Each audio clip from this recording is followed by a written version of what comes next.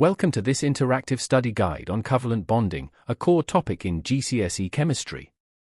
Covalent bonds form when non-metal atoms share pairs of electrons to achieve a full outer shell.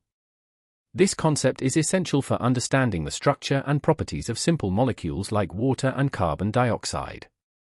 In this video, we'll break down dot and cross diagrams, explore the difference between strong covalent bonds and weak intermolecular forces, and work through exam-style questions step by step. Let's begin. Let's map out the key concepts.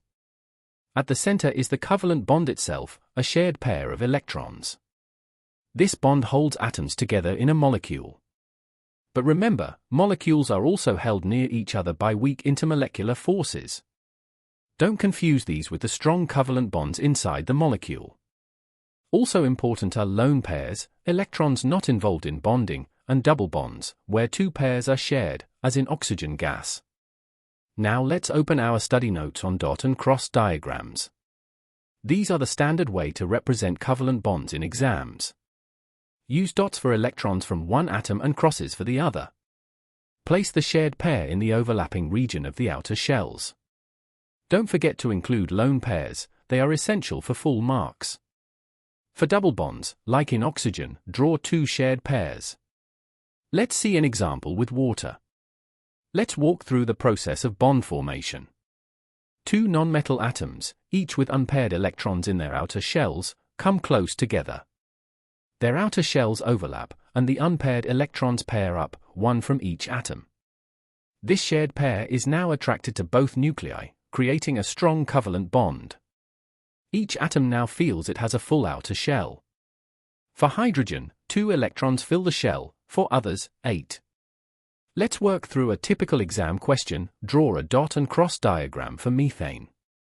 Carbon has 4 outer electrons, each hydrogen has 1. Carbon shares 1 electron with each hydrogen, forming 4 single covalent bonds. In your diagram, use dots for carbon's electrons and crosses for hydrogens. Show the overlapping outer shells. After sharing, carbon has 8 electrons around it, and each hydrogen has 2. No lone pairs remain on carbon. Watch out for these common pitfalls. First, don't confuse the strong covalent bonds within a molecule with the weak intermolecular forces between molecules. This is a frequent error in extended response questions. Second, always include lone pairs in your dot and cross diagrams. Examiners look for them. Third, ensure you show the correct number of outer electrons for each atom. Finally, be consistent with dots and crosses. Use one symbol per atom throughout. Let's recap the essentials. A covalent bond is a shared pair of electrons between non-metal atoms. Molecules are groups of atoms held together by these bonds.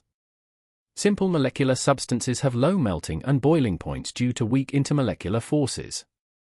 Remember to include lone pairs in your diagrams, and know that double bonds involve 2 shared pairs.